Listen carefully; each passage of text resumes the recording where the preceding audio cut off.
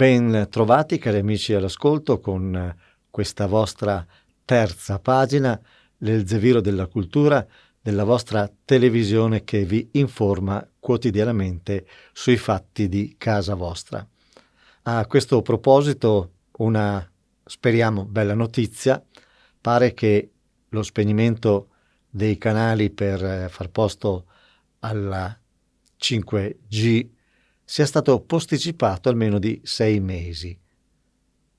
Auspichiamo ci sia una qualche buona riflessione, perché in un paese dove, come ha detto il Capo dello Stato, l'informazione è presidio di democrazia, valga appunto la democrazia e il principio costituzionale del pluralismo dell'informazione. Non possono spegnere dei mezzi che sono il rapporto con il territorio nell'informazione. E a proposito di questo, passiamo ora la linea a RTM, emittente che ha di queste problematiche, appunto. Copre le Marche, l'Abruzzo, l'Umbria e sta lottando per cercare di mantenere acceso il proprio segnale, soprattutto in Umbria, da quanto mi diceva Paolo De Santis, il loro direttore, al quale passo volentieri la linea. Salve, sono Paolo De Santis e dirigo quella che oggi si chiama rtmtv.it, ricevibile sul web in qualsiasi parte del mondo. Un breve cenno della storia di questa emittente. RTM nasce a Recanati nel 1976, ben 45 anni fa, per iniziativa del politico maceratese Franco Foschi e dell'imprenditore recanatese Pietro Carestia, ambedue personaggi di spicco del glorioso Oriente d'Italia, o meglio nota come al tempo massoneria. Non potendo per motivi deontologici della stessa massoneria denominare la neonata emittente rete televisiva massonica, così essa, come era stata ideata, viene denominata rete televisiva marchigiana. In pratica, dopo l'anconetana TV Emanuel, che trasmette da Ancona Centro ed è la prima in assoluto televisione italiana libera, la seconda è RTM, rete televisiva marchigiana. Nel 1978 la RTM, rete televisiva marchigiana, decide di espandersi in tutte le Marche e da quel momento il sottoscritto entra nella squadra, dal momento che, avendo una ditta di famiglia che produce trasmettitori televisivi, viene contattato per poter fare la completa copertura della regione Marche. A metà del 1981 parte del palinsesto di Prime Time era stato pubblicitariamente gestito dalla famosa Manzoni, che nel Natale di quell'anno si eclissò lasciando un buco di oltre 750 milioni delle vecchie lire 1981. Tutto si fermò, ma dal momento che il sottoscritto era ancora proprietario di tutta la struttura tecnica di trasmissione, decisi di proseguire l'attività della gloriosa emittente e trasferire la sede ad Ascoli Piceno, costituire una nuova azienda con il logo differente denominata Radio Telemarche, visto che a quel tempo avevamo anche una radio. Dal 1981, grazie a una miriade di collaboratori che già conoscevo fin da ragazzo, in quanto ideatore di vari gruppi musicali, abbiamo creato nuovi programmi, rigorosamente in diretta dalle varie piazze delle Marche, che al tempo era una prerogativa solo di Mamma Rai, e reinterpretando il notiziario serale, badate bene, era il 1981, quando non esistevano ancora i circuiti nazionali di qualsiasi tipo, quello che oggi meglio conoscete come il notiziario Striscia la Notizia. Noi siamo stati anche la prima emittente a mettere in onda in diretta una partita di campionato di Serie A, si trattava della partita Ascoli-Cagliari, c'era in ballo la salvezza e lo stadio era strapieno. Per decenni abbiamo proposto trasmissioni in diretta da bar locali della regione e non ci siamo più fermati. Nel 2000 la RTM diventa rete televisiva Marche Abruzzo ed era presente nelle due regioni ed anche con una redazione che avevamo istituito negli Stati Uniti d'America, che era la redazione di San Diego. Nel 2006 abbiamo deciso, grazie al know-how della RTM americana, che produceva sistemi di trasmissione avanzata, di instaurare la prima piattaforma privata digitale terrestre, trasmettendo ben 9 canali in DVB-T. con la tecnica SFN, raccogliendo tutta l'utenza dei decoder distribuiti nel territorio al tempo, circa 250.000 decoder, ma inutilizzabili solo per vedere di norma le prove tecniche di Rai e di Mediaset.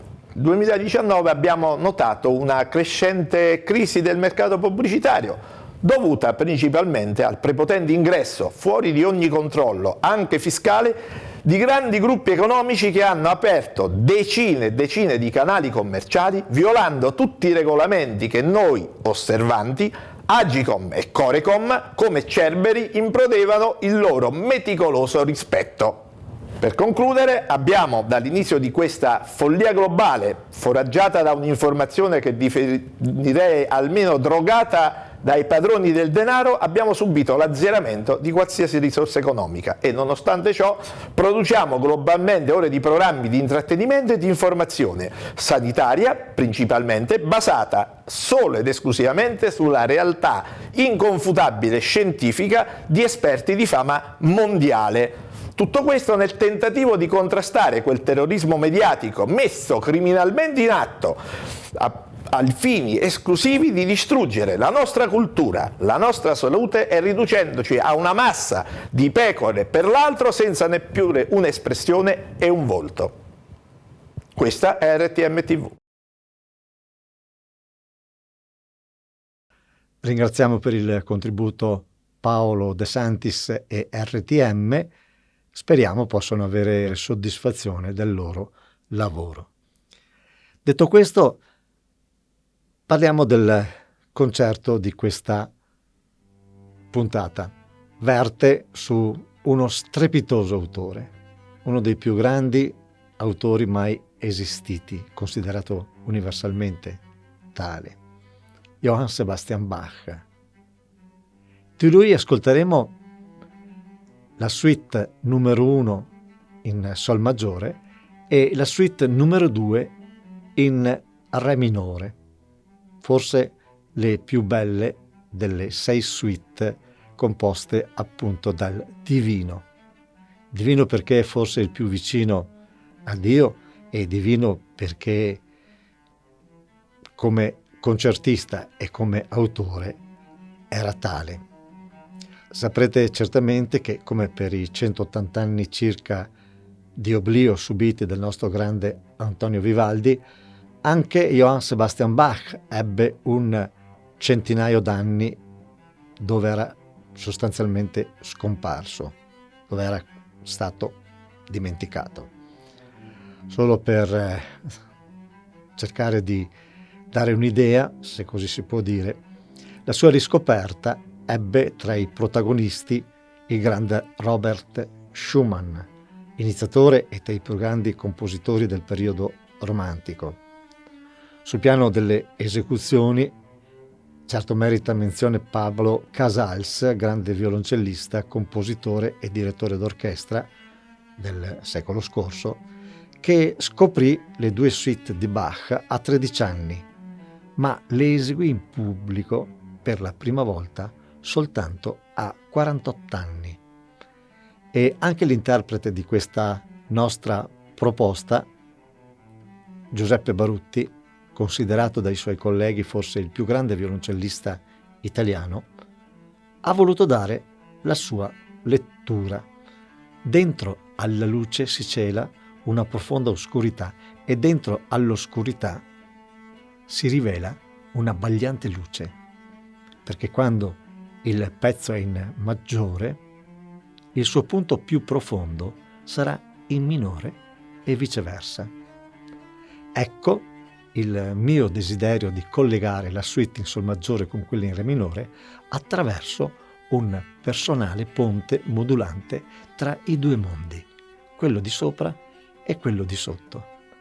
Bellissime parole queste del violoncellista Giuseppe Barutti, e meritano un attento ascolto, perché questo concerto sarà qualcosa, non dubitate, di sublime. Ricordo la prima volta che lo eseguì, rimanemmo tutti a bocca aperta per quasi un'ora e nemmeno ci siamo accorti che aveva finito. è stato qualcosa di sublime. Buon ascolto.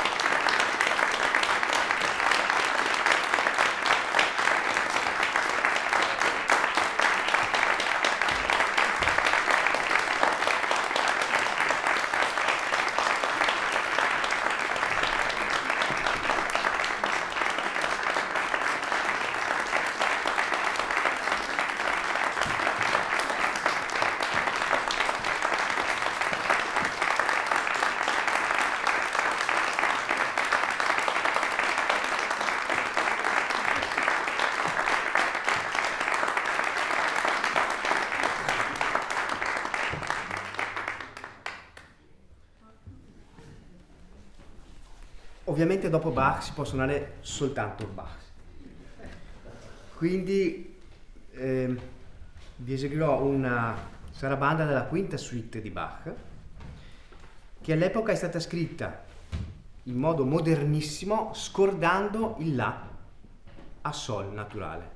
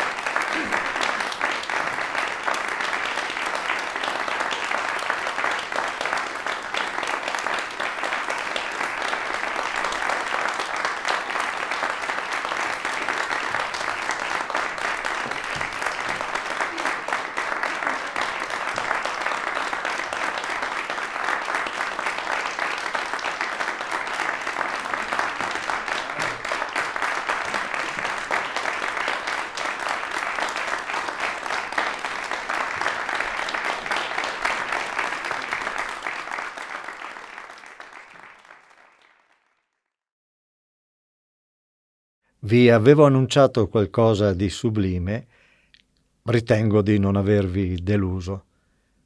Giuseppe Barutti è davvero un grande violoncellista.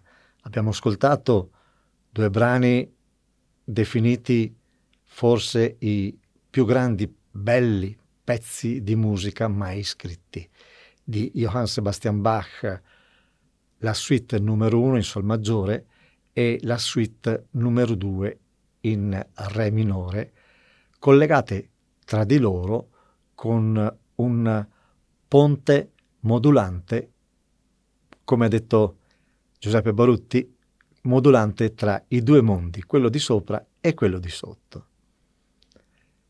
Mi raccomando, purtroppo siamo costretti a rimanere a casa. Speriamo con i sensi della cultura di avervi allietato un'oretta, di avervi dato la sensazione di essere a teatro, di essere in auditorium, di aver fatto il nostro dovere, di informare e di fare informazione di qualità. Teniamo moltissimo a questo. Rispettiamo le regole, non fatevi prendere dal panico, ragionate, valutate, pensate con la vostra testa, usate il buon senso e quando andate a fare la spesa, prodotti di casa nostra. Aiutiamo i nostri produttori. Grazie e alla prossima.